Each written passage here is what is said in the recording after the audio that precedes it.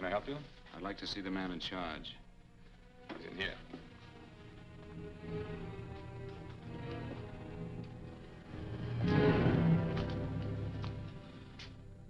I want to report a murder. Sit down.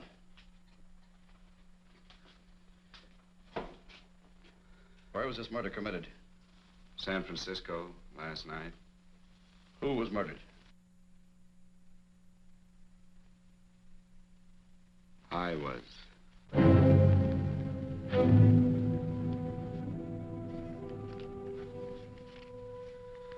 Well, do you want to hear me out or don't you, Captain? I don't have very much time. Your name Bigelow? Frank Bigelow? That's right. Answer the San Francisco APB. Send it direct to Inspector Bannon at Homicide. Tell him we found Frank Bigelow. Go ahead, Mr. Bigelow. Well, this involves some other people, Captain. A number of other people. You tell it any way you like. I live in a little town called Banning out on the desert. It's on the way to Palm Springs. I have a small business there. Paula? Yes, Mr. Bigelow? Give me a copy of Miss Hollis's 48 tax return, will you? Oh, you better get the 47, too. Yes, Mr. Bigelow. I don't think we took any depreciation on that new equipment last year. No, we didn't. I remember you said we could include it all this year. Sure we can. Hey, Frank. Yeah, well. Peterson says he wants a financial statement before he can give me my loan. Hello, Kitty. I will. Well, I'm leaving for San Francisco today, but I'll be back in about a week. I'll take care of it for you then. Sure is a scorcher, isn't it? Well, I've seen him worse. Well, have a nice time, Frank. Yeah, thanks, Will. Paula, why don't you come down to the place and let me give you another permanent? Makes your hair so much easier to manage in all this heat. I can't afford it right now. Maybe next month. Yeah, here it is. No, we didn't take it. Well, we can do it this year. You work it out any way you think best. Have a nice trip, Frank. Sure, Kitty. See you when I get back. Bon voyage. Why don't you come down anyway, Paula? We'll work out a deal on that permanent. Thanks. Maybe I will. Hello? Oh, hello, Mr. Hawkins. Just a moment. Do you want him to send your ticket over? No, I'll pick it up myself. No, never mind. Mr. Bigelow will pick it up at the station. Bye.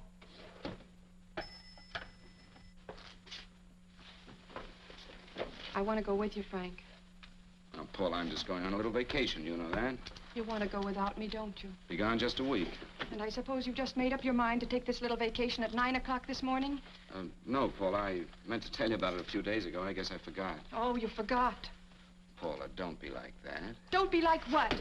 You just drop a little announcement that you're going away. Not tomorrow or next week or next month, but today. No explanations, nothing. And I'm supposed to swallow the excuse that you need a little vacation. I just want to get away from town for a few days, that's all. Get away from this town or get away from me. Oh, Paula, please try to understand. How can you ask me to understand anything like this? No, I'm sorry, but I don't understand. Go to San Francisco, but don't expect me to be waiting for you when you get back.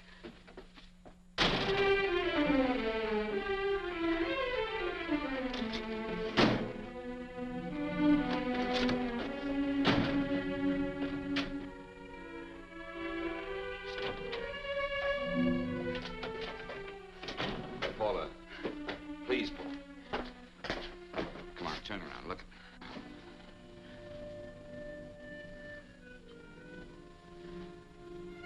Come here. Why do you do this to me, Frank?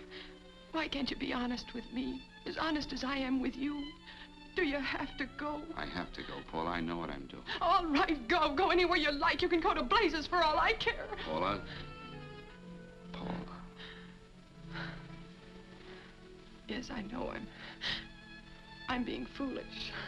Come here.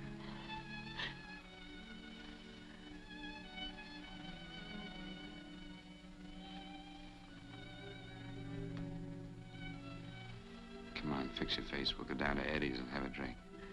All right, why not?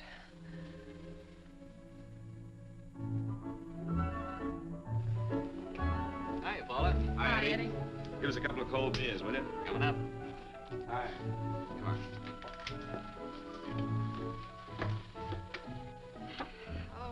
relief. This air conditioning feels good. I sure wish we had it in the office. It'd make working a pleasure. Well, if it stays this hot, don't bother going in the rest of the week. I win 2 races today. How many did you lose? And you would have to ask that. Kind of early for you two, ain't it? Too hot to work. That's what I like to hear.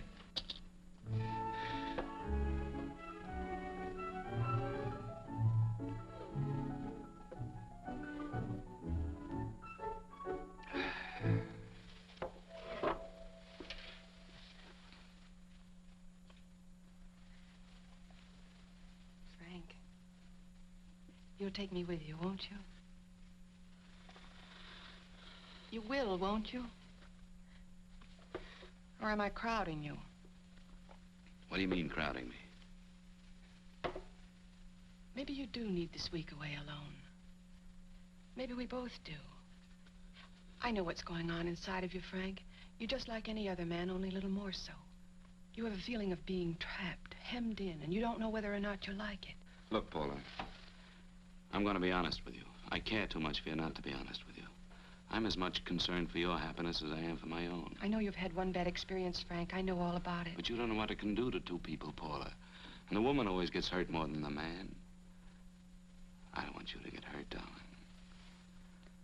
More than anything in the world, I don't want you to get hurt.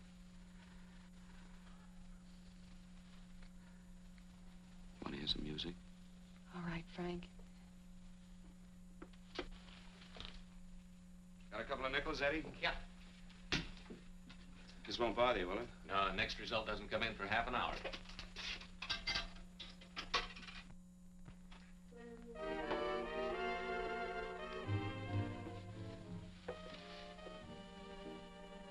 I thought that by now we'd be married. No, I'm not going to crowd you anymore, Frank. Go to San Francisco. I don't like it, but I'm convinced that you must go. I want you to be very sure, Frank. If it's right, and I believe it is, we'll have something really wonderful together. If it isn't, we should both know it as soon as possible. So you see, even if I could stop you, I wouldn't do it now.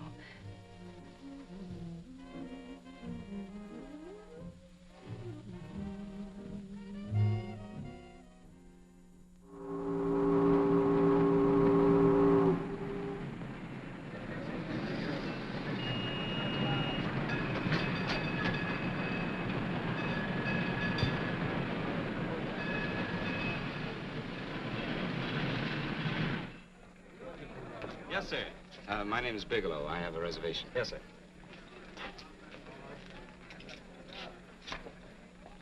Here we are, sir.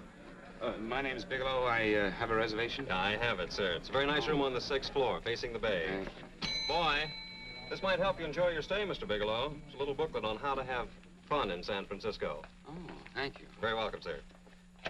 Thank you. Say, is it always like this around here? No, this is market week, and it's the last day, too. Boy, always around until you need them. Oh, 517? Thank you. Here's a message for you, Mr. Bigelow. Long-distance call came in about an hour ago from Banning, from a Paula Gibson. Oh, thank you. Very welcome. Show Mr. Bigelow to 618. Right this way, Slide.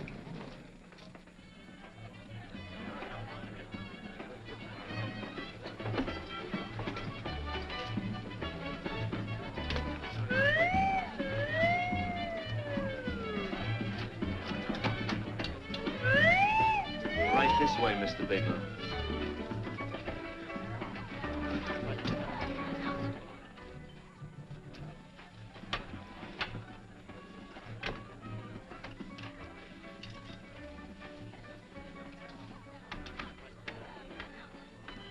Is there anything else, Mr. Bigelow? Oh, yes, you can get me a dime and hat and a package of razor blades. Yes, sir. Thank you. Oh, and, You can leave that door open. hello, operator. I want to speak to Miss Paula Gibson in Banning, California. Yeah, that's right. No, I'll wait. Hello? Hello, Paula.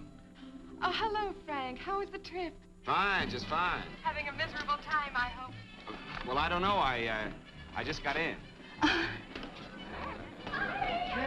What was that? Market week. The place is crawling with traveling salesmen. You know, Charlie Anderson found out that you went away, and he asked me to go out with him. Oh, really? How did he make out? I'm considering it. Is that what you called to tell me? I'll have you know that this call is strictly business, Mr. Bigelow. Did a Mr. Phillips phone you? Eugene Phillips of Los Angeles. No. He will. He phoned the office 3 times today. Said that he wanted to get in touch with you immediately. He said it's most urgent and imperative that he reach you at once. What did he want? I don't know. But he sounded deep, dark, and mysterious, and quite agitated about something. Phillips. Have we ever done any business with him? Not unless you've been keeping it a secret from me. I looked through all the accounts. Why did you tell him you could reach me here? You know I'm supposed to be on vacation. So you told me. And so I told him, dear heart. But the gentleman didn't seem to respect your temperamental moods the way I do. He was very insistent that he speak to you before it's too late, as he put it. Well, tell him you tried to get in touch with me and I've changed my plans and you can't reach me. He won't talk to me. I told him that I was your confidential secretary, but I guess I didn't sound confidential enough. So I told him that he could reach you there this evening. Well, call him back. If it's as important as he says it is, he'll talk to you. Otherwise, he'll just have to wait until I get home. My, aren't we adamant this evening? All right, shall do. And Frank, Yeah? I don't quite know how to say this. Say what? Well, what I want to say is that there's nothing you can do that you ever have to feel guilty about. Oh. Sure. Thanks, Paula. I'll call you tomorrow. Right?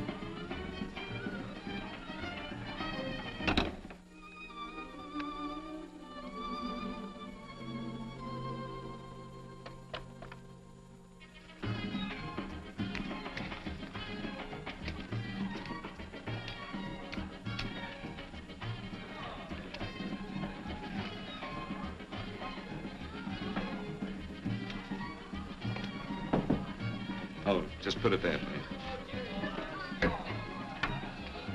You can keep the change. Thanks very much. Say, how long has this been going on? Well, it's been a madhouse all week, but they check out tomorrow. Oh?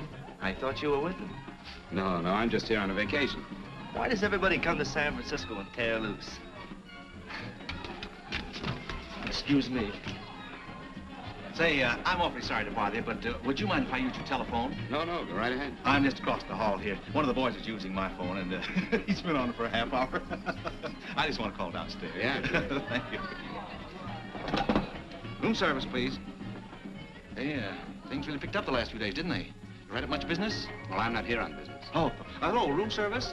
It's Mr. Haskell in 617. Yes, that's right. Would you send up 3 more bottles of bourbon and 2 scotch? Yes, that's right. Oh, and some more ice, too. Yeah. All right, thank you. You here all alone? Yes, I just got in town. Well, why don't you join us for a drink?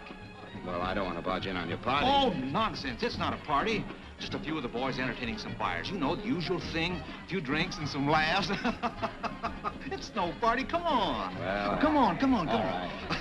I know what it's like to be all alone in a strange city. I'm Sam Haskell. I'm Frank Bigelow. You think some of these guys never been away from home before? Yeah. Hey, quiet down a minute. Hey, will you quiet down a second? I want you to meet Frank Bigelow. Hello. This is Jane Carlisle. Hello. Bill Welch. How are you, Mr. Wells? Glad to know you, Bigelow. Jane's the prettiest buyer in San Francisco. Oh, hey, I resent that. You don't think I believe him, Elaine? Well, he spreads that from coast to coast. Oh, gee. But it's good for my morale anyway. I'm George Cantwell. Glad to know you, Mr. Bigelow. Bigelow, yes. Right on much business? He's not here on business. Oh? Well, Well, why don't you get the man a drink before he dies of thirst? how about a little bourbon? Well, that's fine. Bourbon it is. Of course, Mr. Wallace. Yes, Mr. Wallace. But, Mr. Wallace, I'll need at least a week in Cleveland to visit all my accounts. I can't figure on being in Philadelphia until the 17th. Eddie, will you get off the phone? I want you to meet Frank Bigelow. How are you, guys? That's his boss. He's been trying for an hour to get his expense account boosted. Yeah, the way this guy holds on to a dollar, you'd think they weren't printing them anymore. Yes, Mr. Wallace. I'm leaving here the first thing in the morning.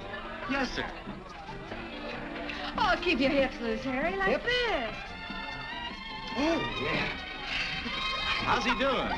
Oh, there's nothing wrong with Harry's drummer. The 2 years ago at the Murrays wouldn't cure. Hey, now, wait a minute. I was doing all right there. This is Sue and Harry Brandis. Hello, good to sir. meet Glad you. How are you? Where'd you find her, Sam? On a dance marathon? She's Bourbon. Really? Oh, thanks. Say, I'll bet you could do the rumba. Well, a little, but I'm kind of rusty. Anything would be an improvement after Harry. Oh, how do you like that? Well, here goes. Hey, you're good. Oh, my wife, she's a good dancer, isn't she, Bigelow? Oh, yeah. Hey, fellas, I thought you were going to show us a good time tonight. Is this doing the town? That's right. We practically bankrupt our stores to buy everything you've got.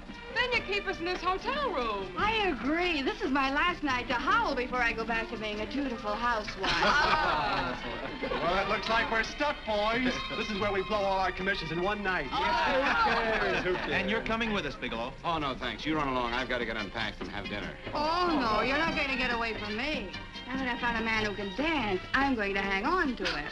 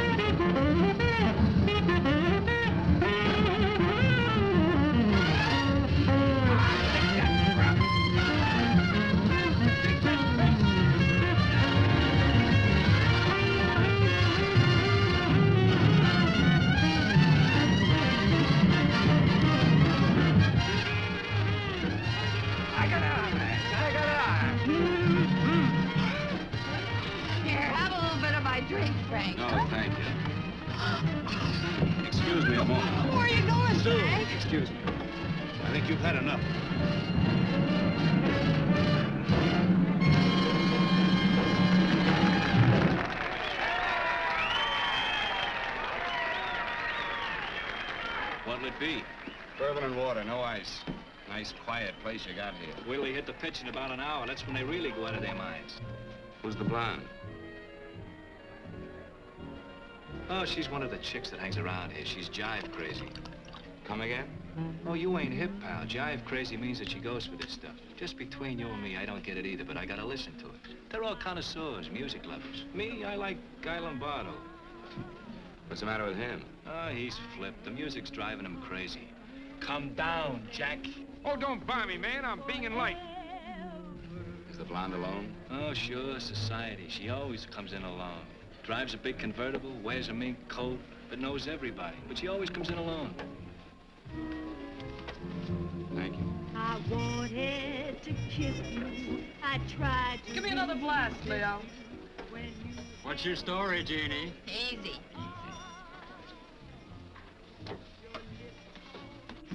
Hello. Easy. Dig the fisherman. Oh, that's really silk, isn't it? Can I buy you a drink? Sure, thanks. Give me a blast, Leo. Leo? I left my blast at the other end of the bar.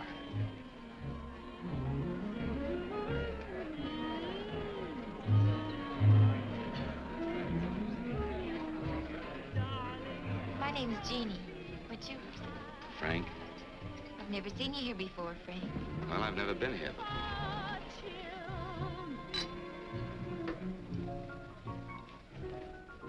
This isn't mine. Mine was bourbon. Well, sure it is. You saw me pour it. Give me a fresh drink. Anything you say. Oh, listen to that piano. Feel those vibrations. You don't get your kicks out of this, do you? I can live without it. Why do you stay here? I don't know. I bet I know. You're lonely in a big city. Oh, you don't have to go into a routine with me. I like good company, too.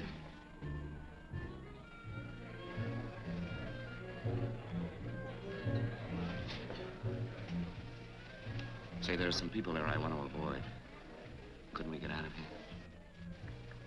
Let me think about it. Oh, come on. How about going somewhere else, then? Why don't you meet me later? Okay. Where? I tried to forget you, but you whispered, darling, I love. Call me at that number later. It's my next stop. They've got a band there that'll really send you. See you, Jeannie. Easy.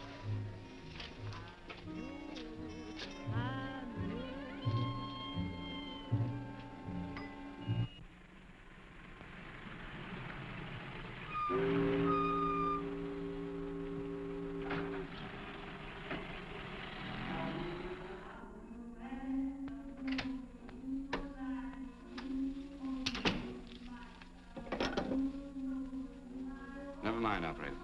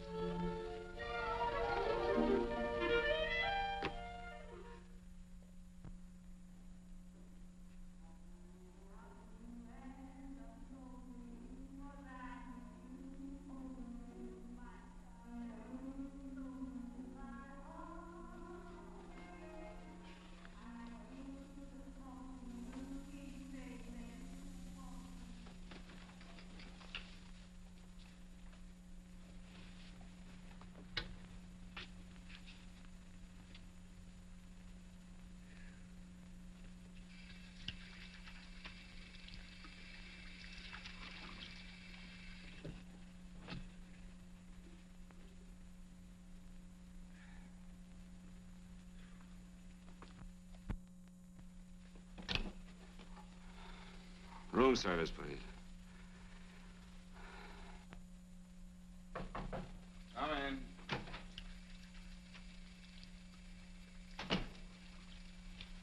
Be right with you, waiter. Yes, sir. Rest well, sir? Yeah, sure. May I? Go ahead.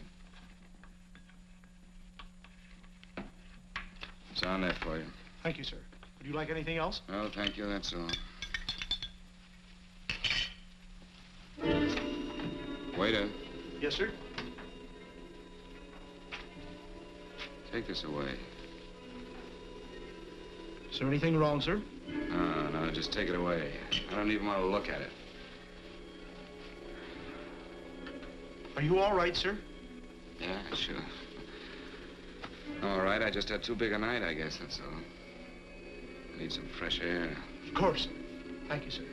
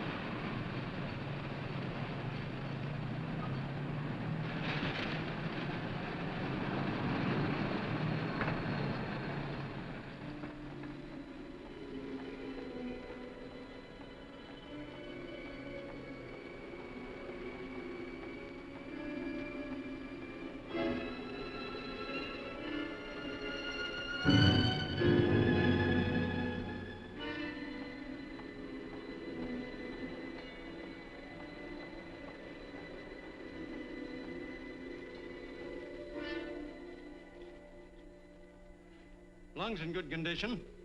Blood pressure normal. Heart fine. Well, it's a good thing everybody isn't like you, Mr. Bigelow. Put us doctors out of business. I'm glad to hear it, Doctor. I was a little worried. Don't let a little bellyache worry you. Could be just a change of climate. Well, it isn't exactly an ache, Doctor. It's kind of hard to describe the feeling. Maybe it was the drinks I had last night. I might have mixed them too much, huh? Let's have another look at that throat. You may finish dressing now, Mr. Bigelow. I want to get the results of those tests we took. Thank you, Doctor.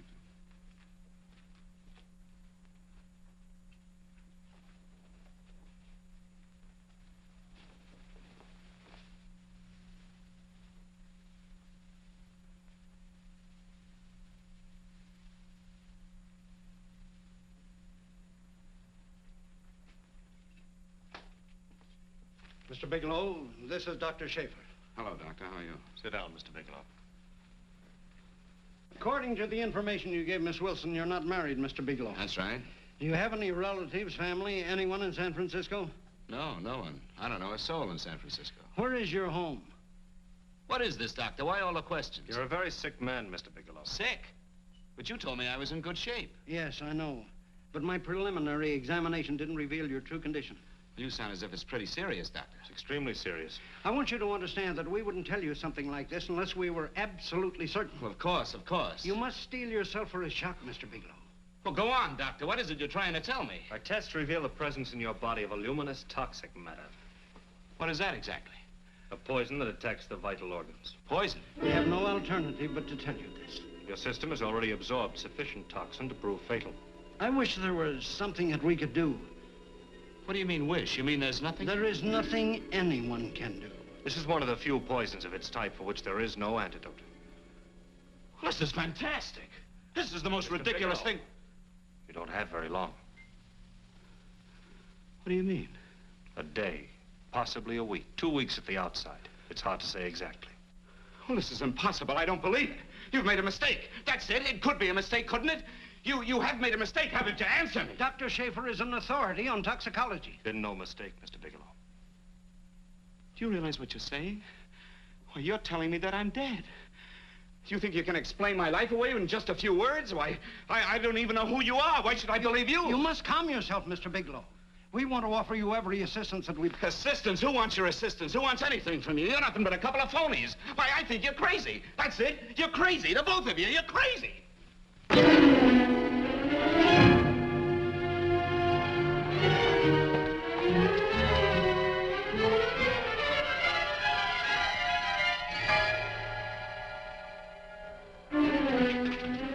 Where's the doctor? You just come in. Come on, tell me what... You have to go to the medic before you come Get out here. of Doctor, here. doctor. What's the trouble here? What's the matter with you? Doctor, I want you to examine me for luminous poison. Come right in here.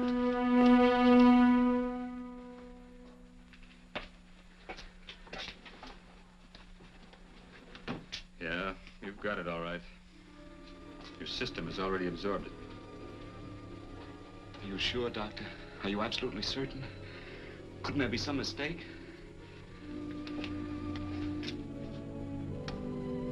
There it is. The toxin is actually luminous in the dark. Now, there's no doubt about it, Bigelow. I don't feel sick. My stomach is just a little bit upset. Maybe it's not as bad as you think, Doctor. That's characteristic. With a heavy jolt, you go suddenly in a matter of hours. But if the stuff is taken in a lesser degree, you last a while, and then...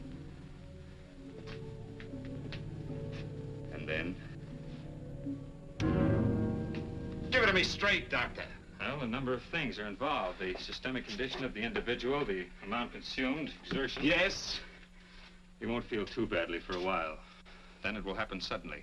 A day, 2 days, a week at the most.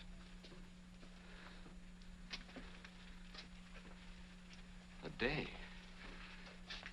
2 days? There's nothing that can be done now. If it had been caught in time, your stomach could have been washed out. But you've had it in you for some time now. For at least 12 hours, haven't you, Bigelow? I don't know. You don't know? No. Don't you know how you got it? No. This is no accident. Somebody knew how to handle that stuff. That wax is tasteless and odorless. And the amount of alcohol in your body, you must have got it in liquor. I was drinking last night. I'll arrange for your admission to the hospital immediately. Of course, I'll have to notify the police. This is a case for homicide. Homicide? I don't think you fully understand, Bigelow. You've been murdered.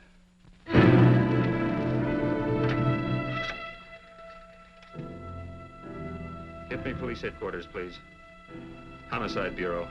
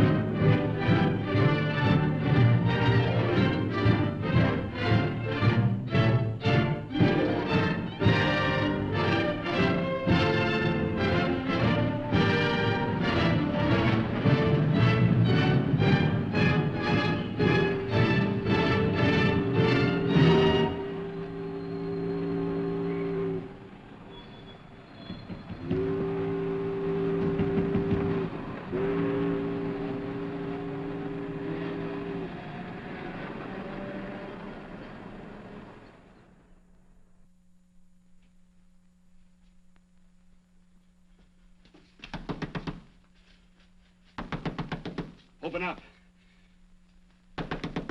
Open this door, I tell you. Open it up or I'll break it down. Where are those men? Where are those men who were here last night? I don't know. There are no men here.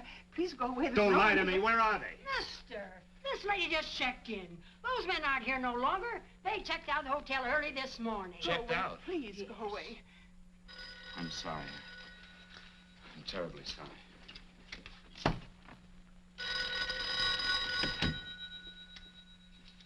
Hello? Please, Mr. Bigelow, my eardrums. Oh, hello, Paula. Your enthusiasm overwhelms me. Why haven't you phoned me, or is there a quota on telephone calls up there? I'm sorry. I've been busy. I'll bet you have. Visiting the museums, no doubt. What's happening up there that's exciting or different? Nothing, not a thing. I'll bet you miss me, but you're too stubborn to admit it. Sure. You know, if you'd like me to come up, I can pack a toothbrush and leave right away. No! Well, you don't have to snap my head off. You could at least make a pretense of missing me. I'm sorry, Paula. Of course I miss you. Listen, Paula,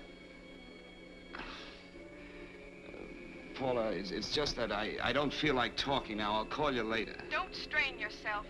You phone me sometime when you feel more like talking. Oh, by the way, I called that Mr. Phillips back. Phillips? Yes, you know, the man that tried to reach you. Well, I'm afraid you'll never know why it was so important that he speak to you. His office said he died yesterday. Frank, are you there? Did you hear me? Died? When? Yesterday. So you won't have to bother your little head about him anymore. You can just go ahead and have fun. Paula, what did he die from? Do you know? I suppose he died from whatever people usually die from. Well, didn't they tell you? Don't you know? What are you getting so excited about? You said you didn't even know the man. Listen, where's his office located? What difference does it make? You can't talk to him now. I told you the man's dead. Paula, will you stop talking so much and tell me where his office is? All right. It's the Phillips Importing and Exporting Company, Bradbury Building, Los Angeles. Bradbury Building, Los Angeles. That's right.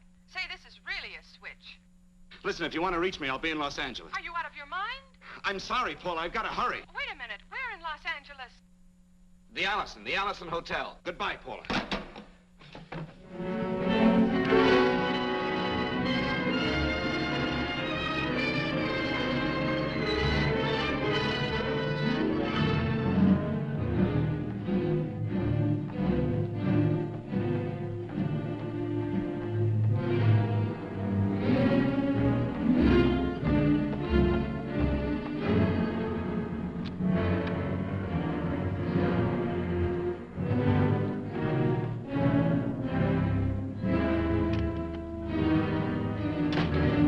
To see someone in charge here. What is it in regard Well, to? it's a personal matter. It's quite urgent. Perhaps Mr. Halliday can help you. Who's he? He's our controller. Your name, please? Bigelow. Mr. Bigelow to see you. Send him in. Go right in, please. That door.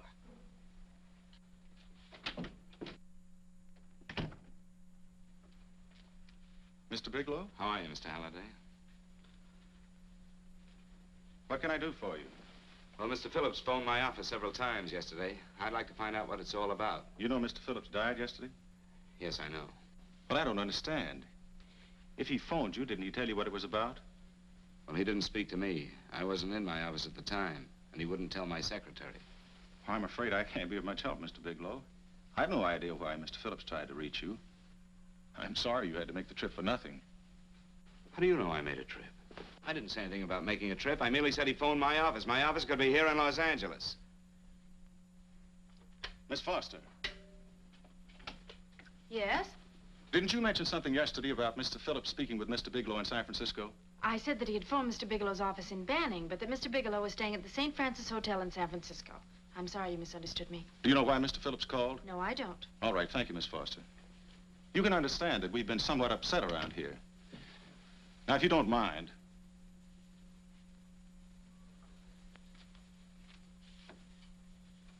Did Mr. Phillips have a wife, family, anyone that could help me?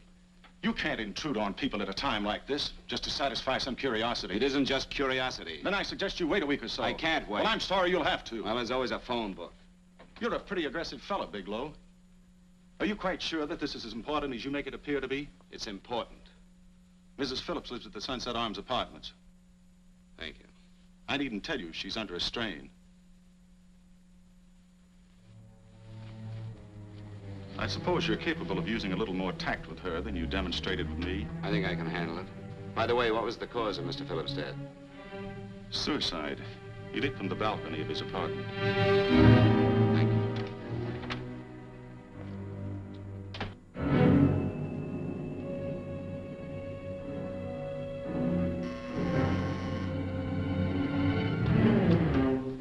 Come in, Mr. Bigelow.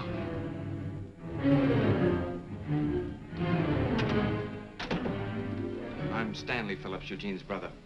Halliday phoned that you were coming.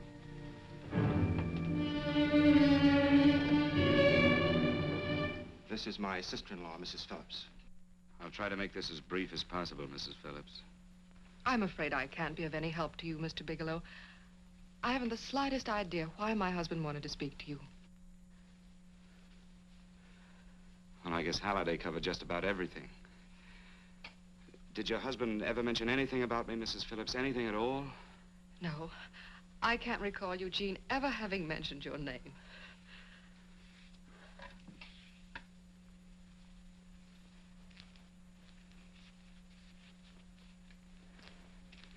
I hate to ask you this, Mrs. Phillips, but it's of vital importance to me. Do you know why your husband committed suicide? Oh. You're certainly not the most diplomatic person in the world, are you, Bigelow? Were you a friend of my brother's? I never met him.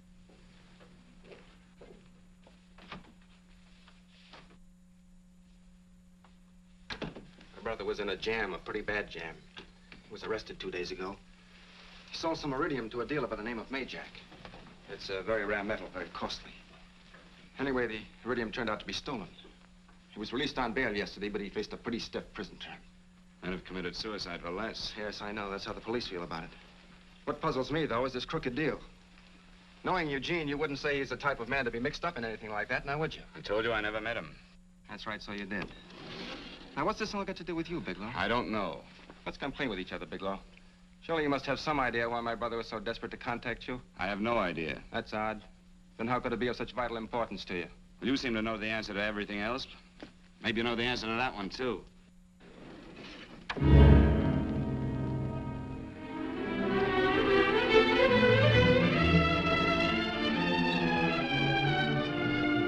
There's a message here for you to call operator 82 at Banning. Oh, thank you. Show Mr. Bigelow to room 821. Say, would you have the operator put this call through to my room right away? I'll take Yes. it up there. Thank you. Hello, operator. Here you are. I'll call you if I need anything. Thank you, sir. Hello, Paula? Well, Sinbad, I'd just about given you up for lost. Now, do you mind telling me just why you rushed down to Los Angeles? I can't explain it to you just now, Paula. I just can't explain it. What's going on, Frank? You don't even sound like yourself. Well, I'm just a little tired, Paula, that's all. But I miss you. Oh, Frank. I can't tell you how good it is to hear you say that. And here I was worrying that I'd lost my charm.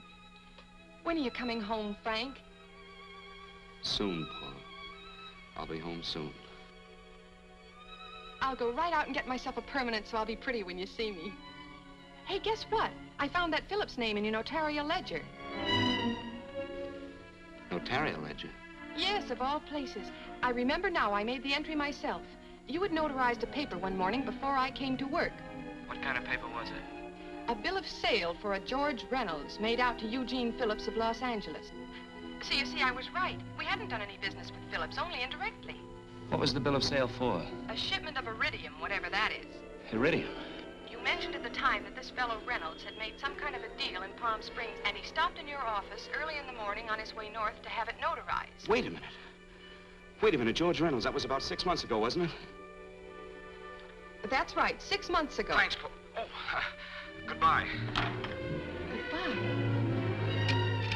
Hello, operator. Get that number back for me.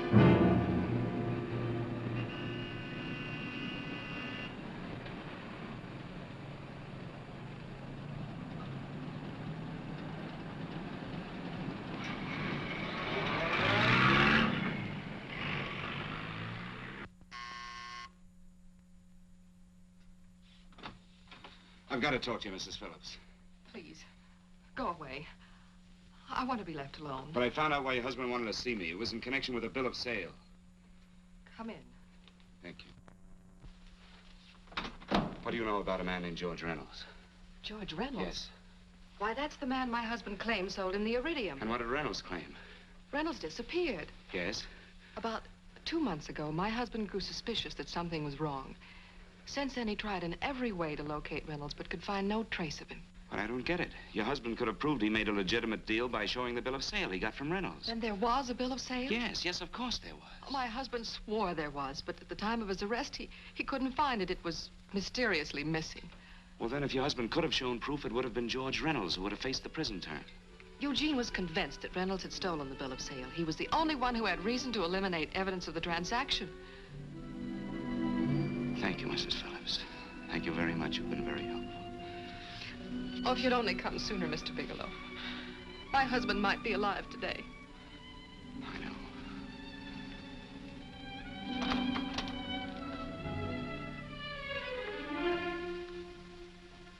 The only thing thing that puzzles me, Mrs. Phillips, is that you haven't asked how I knew there was a bill of sale.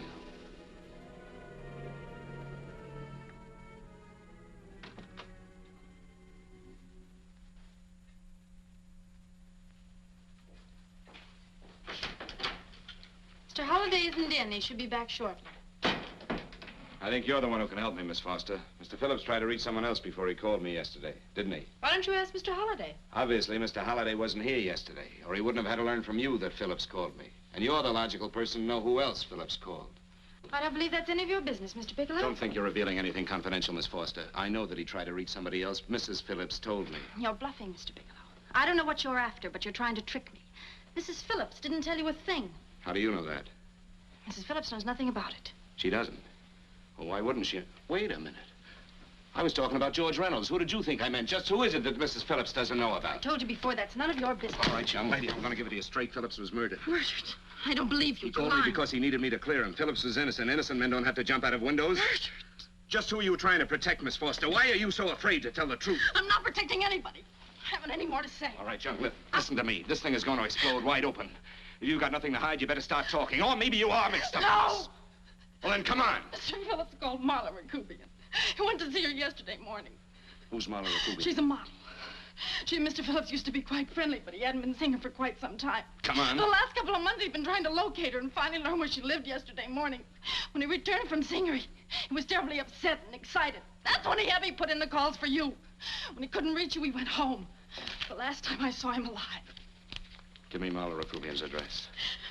I don't think Mr. Phillips realized I was aware of his friendship with Marla Rakubian, and out of respect for him, I never intended to tell anybody.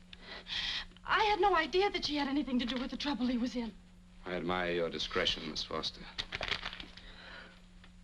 You know, you must be pretty friendly with Stanley, Miss Foster.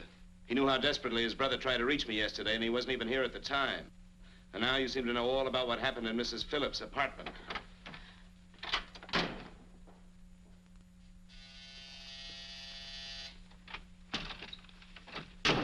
Miss Rakubian? Yes? What do you want? Get out of here or I'll call the police. Go ahead, call him. Oh, go ahead, call him. Going on a trip, huh? Yes, going away for the weekend. Sailing for Buenos Aires tomorrow, some weekend. I'll send you a postcard. Now get out of here. Who are you going with, George Reynolds? Never heard of him. I suppose you've never heard of Eugene Phillips either. Just who are you? What do you want? Never mind who I am. Where's Reynolds? I told you I don't know him. Now will you get out of here and leave me alone?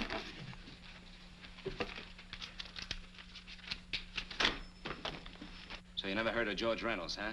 And don't try to tell me that this isn't him because I've seen him. If you think you can scare me, you're crazy. Look, I know that Phillips came here yesterday. And right after he left, he was pushed out of a 6-story window. Pushed?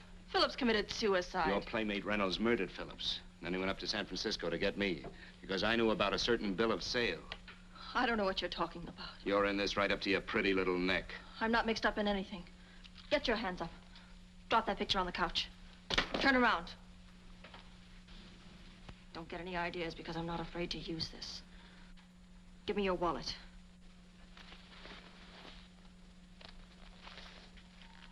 Frank Bigelow, Hotel Alex. All right, now where's Reynolds? I don't know. I don't know where he is. Is that what you told Phillips yesterday? I told him exactly what I'm telling you. I haven't heard from him in months. Yeah? You're mighty careful of the picture of a man you haven't heard from in months. What does the Ray stand for? It was a pet name. Do you mind? Oh, it sounds very cozy, Miss Rakubian. You and Reynolds call each other pet names while you make a sucker out of Phillips. Phillips made the deal because he wanted it. Yeah? I'll bet you weren't above using what it takes to help make him want it. Who's paying for this trip? I am. Really? A first-class trip to Buenos Aires on a model's salary. Don't make me laugh. Since you and Reynolds aren't seeing each other anymore, you don't mind if I keep this, do you? If I were a man, I'd punch your dirty face in. You know, I really believe you would. Oh, I almost forgot. Your tickets. Don't be surprised if I'm there to see you off.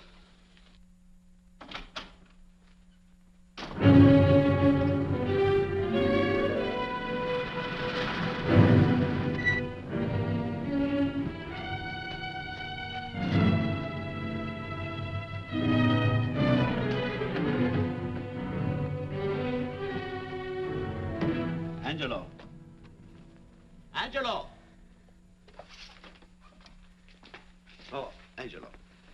you remember taking this picture of George Reynolds? I take so many pictures, I can't remember them all. This gentleman is a friend of his and would like his address. We have no card on him.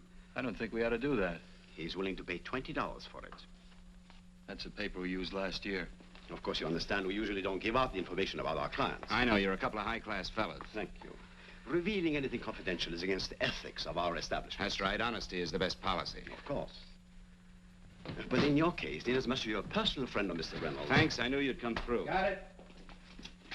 Here it is. We don't have his address. He must have called for the picture. But he couldn't have been a very good friend of yours, mister, because his name is not George Reynolds. It isn't? Well, what is it? It's a... Huh? Oh. Here. It's Raymond Rakubian. Rakubian? What's so unusual about that? The picture's signed Ray, isn't it? Yeah. Yeah. Thanks.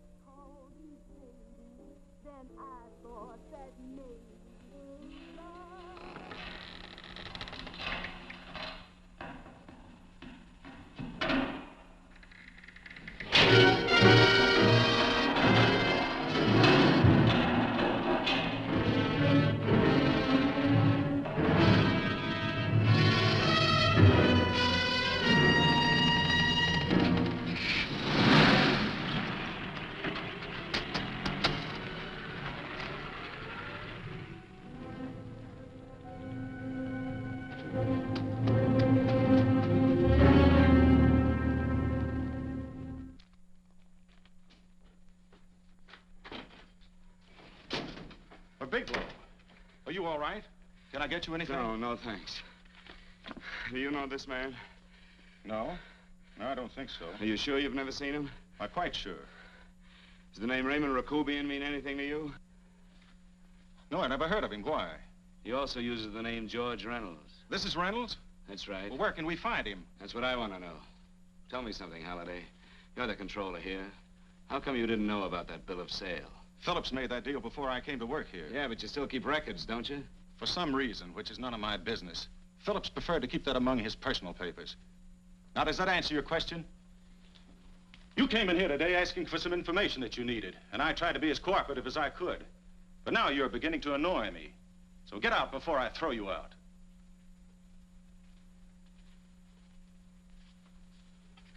You know, you really frighten me.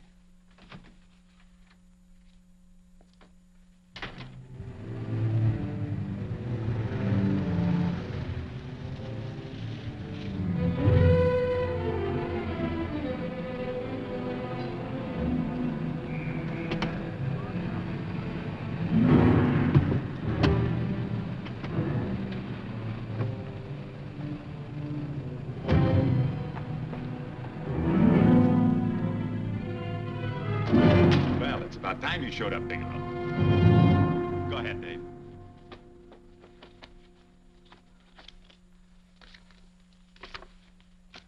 Real cute, ain't you, Bigelow? Just real cute. Paula didn't lose much time getting a hold of you guys, did she? Shut up. Let's go, Bigelow. Look at him. He can't take it. Soft in the back. You do that again and I'll kick your face. Lay off, Chester. Cut it out. Shut up! Who asked you? Better let him answer. The clerk might know he's in. Go ahead, Bigelow.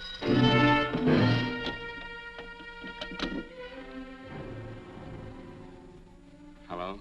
Frank. Frank, why did you hang up on me? I've been trying to get you for hours. I'm sorry, Paula. I was in a hurry. Well, don't be in such a hurry this time. You didn't give me a chance to finish what I had to say.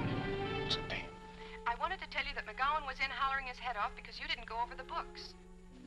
Tell McGowan to get another auditor. Sure. Sure, I'll just do that little thing and lose the best paying account we've got. Do as I tell you, Paula. Frank, are you drunk? Paula, how much we got in the bank? About $2,200. Draw it out tomorrow. Sure. Then what do? Skip town without paying our bills? Forget the bills. You know that coat you always wanted? Buy it. You are drunk. You know, if I didn't have such a good character, I'd be tempted to take advantage of your intoxicated state, Mr. Bigelow. I'm not drunk, Paula. Well, then don't tell me that one day away from me can affect you this way. Cut it short. Paula, Yes? I'm sorry I left you. I never realized how much I love you. But I know it now. Oh, Frank, darling, I love you too so very much. Please come home. I miss you terribly. I said cut it short. I'd just love to let you have it, Bigelow. Let's go, Chester. This guy's kept us waiting long enough now. Walk in front of me, Bigelow. And keep your mouth shut. If you so much as look cross-eyed at anybody, I'll blow the back of your skull out.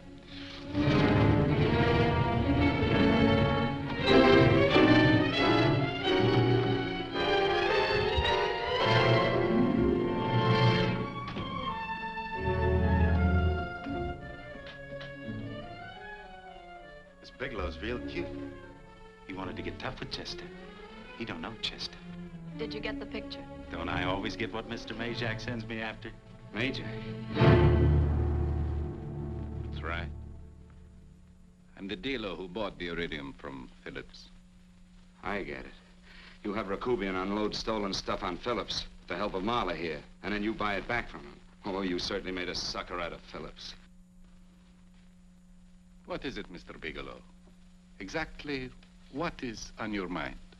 I'm looking for Raymond Rakubian. Why? Well, now, Marla here has told you everything else. I'm sure she must have told you that, too. You don't expect me to believe this conversation. So, what is on your mind? I mean, underneath. You forced your way into my affairs, and now I want to know why. I just told you. I'm looking for Raymond Rakubian. Don't get cute. I'm just itching to work you over. Soft in the belly. Can't take it. See what I tell you?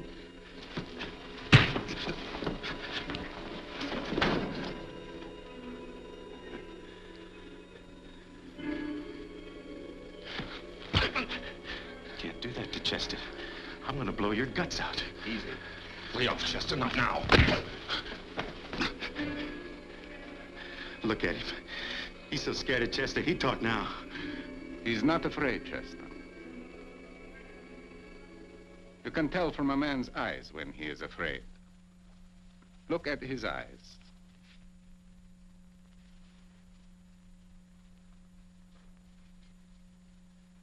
Oh!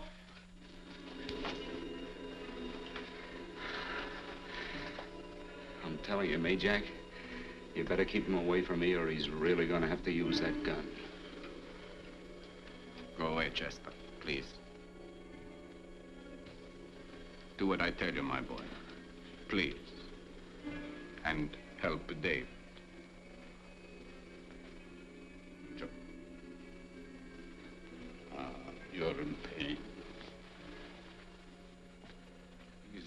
unfortunate boy. He's psychopathic. He's unhappy unless he gives pain. He likes to see blood. Come with me, Mr. Bigelow.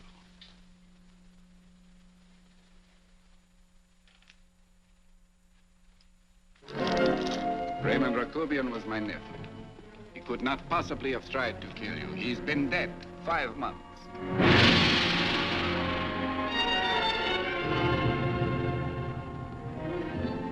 I'm afraid you have been sidetracked. Provided it is true that somebody made an attempt on your life. Somebody made an attempt again today.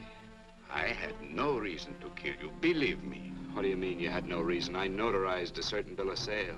You notarized a bill of sale for Reynolds, not Rakubian. What I told you was true. I had no reason to kill you. That's a closet, Mr. Bigelow. And under other circumstances, you could go home now. But now you present a problem. You know too much, and I am in danger. Chester! Suppose I were able to prove to you that I only want to find the person who tried to kill me, and I won't cause you any trouble. You know I can go to jail for 10 years for this little business. 10 years. At my age, that's my life. That means my entire life. With my life, I do not take chances. I am sorry, believe me. You want Joe to go with you? No. Just Bigelow and me. And baby makes 3. But me, Jack. Goodbye, Mr. Bigelow, and forgive me. Let's go, Bigelow. I guess you won't be there to see me off.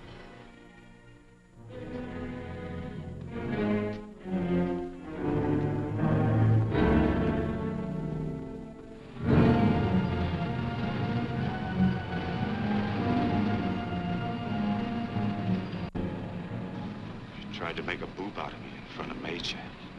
You shouldn't have done that, Bigelow. I don't like that. I'm going to enjoy this, Bigelow. I've done jobs like this before. I knocked off guys I could like. But I don't like you, Bigelow. I never liked that puss of yours from the minute I seen it. Yeah. I'm going to enjoy this.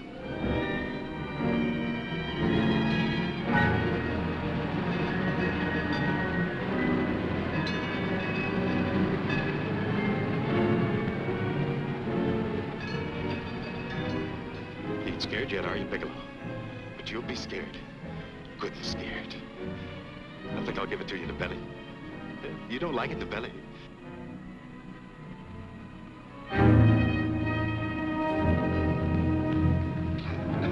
Good. Try it. I'd just love you to try it, Bigelow. Why don't you try it? Go ahead.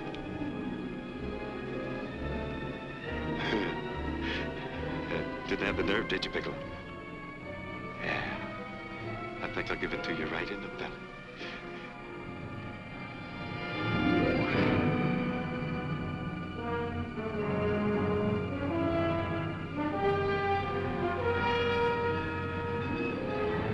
It takes longer when you get it in the belly. It's nice and slow. That's the way I want to see you go, Bigelow. Nice and slow.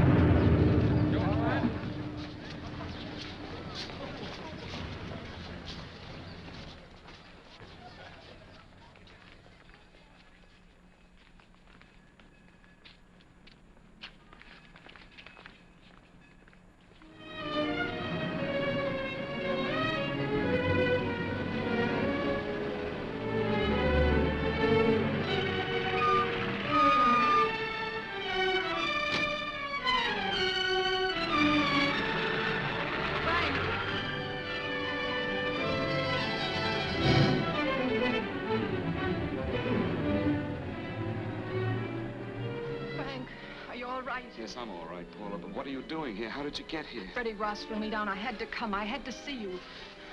You shouldn't have come, Paula. You shouldn't have. What is it, Frank? You're in some kind of trouble. I know it. Look at you. You're a sight. Your clothes look as if you've slept in them. Are you ill? You are. You're feverish. I'm all right, Paula, and I'm not in any trouble, believe me. You're lying, Frank. Right after I spoke to you, I got a phone call from the San Francisco police. They asked if I knew where you were. You didn't tell them anything, did you? Of course not. It was the homicide detective that called. What is it, Frank? If you're in any kind of trouble, you certainly can trust me. Look, I'm not in any trouble with the police, Paula, believe me. But you can't stay here. You've got to go back to Banning right away. No, I won't go, Frank. I won't. I'm staying here with you. Paula, it's better that you go back, believe me. Why? What's this all about? What have you got to do with this Phillips and Reynolds? Phillips was murdered. What could that possibly have to do with you? All you did was notarize a paper. You've notarized hundreds of papers. I know. All I did was notarize one little paper out of hundreds. Frank, you frighten me. You don't even act like yourself. I know that you're in trouble, that something is wrong, that you're in serious trouble. You frighten me, Frank. Oh, don't be frightened, Paula. Don't ever be frightened of anything again. Will you promise me that? I love you so much, darling, more than you seem able to understand. Oh. I never really knew happiness until I loved you. Sometimes when I used to be afraid that you weren't sure how you felt, I tried to hold back, but I couldn't. Losing you would have meant losing everything. There would have been nothing left. Don't, Paula, don't. Now I'm afraid again. Somehow I feel that I'm going to lose you, but there's nothing I can do about it. I feel so helpless. You're leaving me out of something. Tell me, Frank, what is it? Give me a chance to fight back. Just give me a chance, please. You do love me, don't you? Oh, yes, Paula, I love you. I never was more certain of anything in my life. I wasn't sure before. I was a little blind, I guess, but believe me, I'm sure now. Can you understand that, Paula? I understand. A man can be like that, Paula. Something has to happen. It can be a big thing or a little thing, but it can make him realize how much someone means to him, how much he really loves her. Oh, and I love you, Paula. More than I ever thought it possible to love anyone in the world, I love you. Then why won't you tell me about this trouble you're in? Why won't you try to let me help you? You can't help me, Paula. You don't want my help. Oh, Paula, there's nothing you can do. Will you believe me? So will you please go home, please? No, Frank. I won't go. I know you're in trouble. I can't leave you like this. All right, Paula, look, wait for me in the lobby of the hotel, and I'll be back for you soon, I promise. You promise? You're yes, sure? Paula, I promise. Is that a new outfit? Yes. Oh, it's beautiful.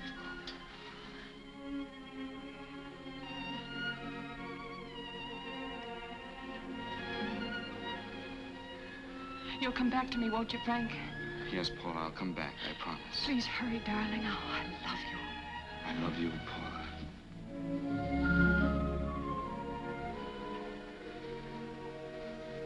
Goodbye, Paula.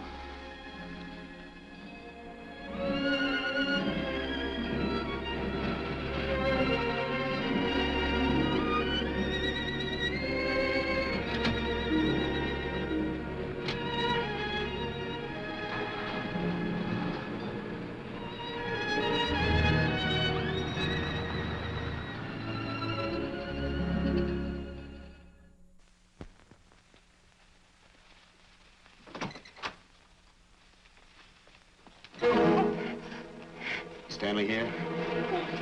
You sure? All right, get in there. I'll get Stanley on the phone. Tell him to come over here right away. Use any excuse you want. What are you going to do? What was Stanley going to do when he used me for a clay pigeon today? I don't know what you're talking about. Don't act innocent with me. I fell for that once. I don't know what you mean. I told you everything you wanted to know this morning.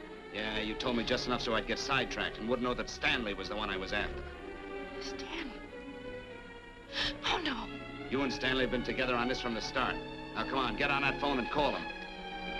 Don't let him know I'm here. Bigelow.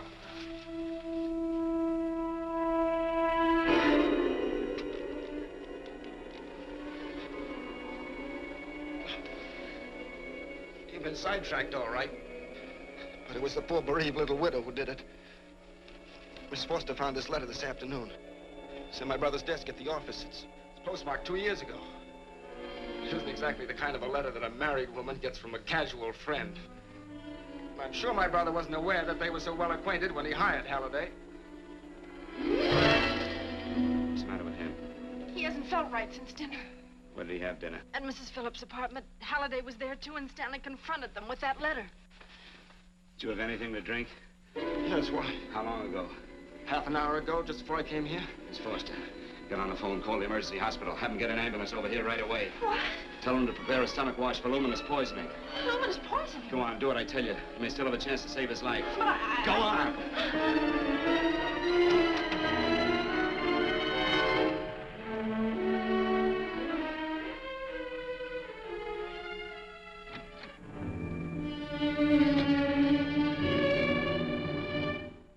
I found George Reynolds, Mrs. Phillips.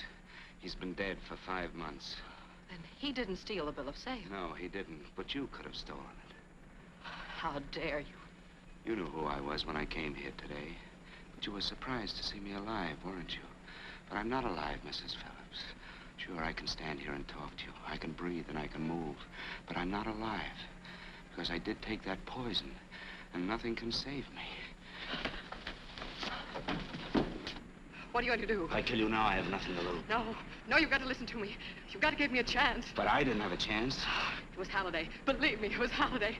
He made me steal the bill of sale. He planned everything. What about this letter? Your husband knew about you and Halliday. He found it only yesterday. He accused Halliday. They fought, and Halliday pushed him over this balcony. And why me? Why did he want to kill me? Because you could have proved there was a bill of sale, that my husband had no reason to commit suicide.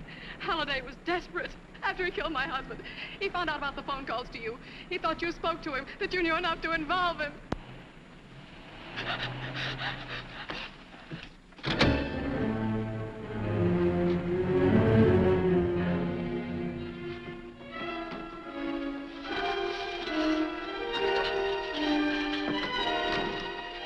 Where's Halliday? Where is he? He's in the office. This time you don't warn him.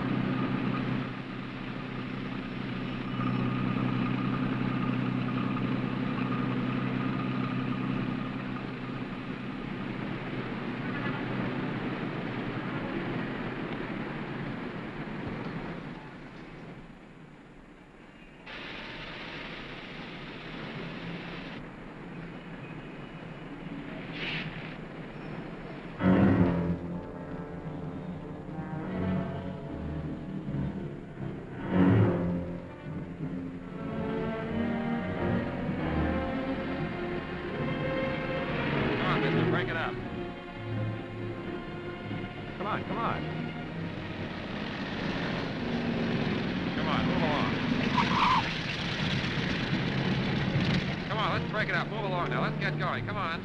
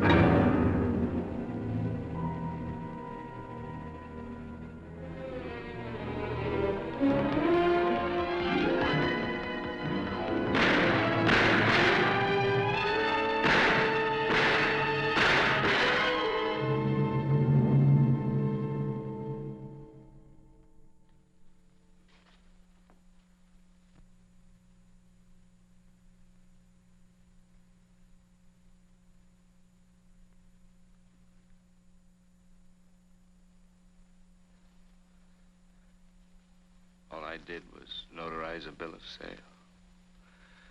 But that piece of paper could have proven that Phillips didn't commit suicide. He was murdered. And that's why Halliday poisoned me.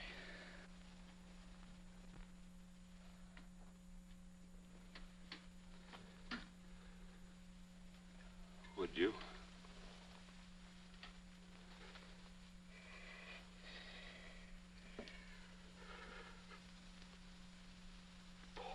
Paula.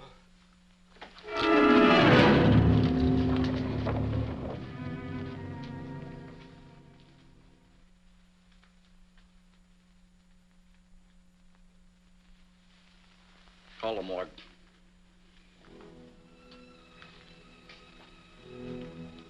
Johnson, you go to the Allison Hotel, find Paula Gibson. Don't tell her anything.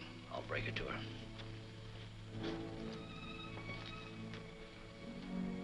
How shall I make out the report on him, Captain? Better make it dead on arrival.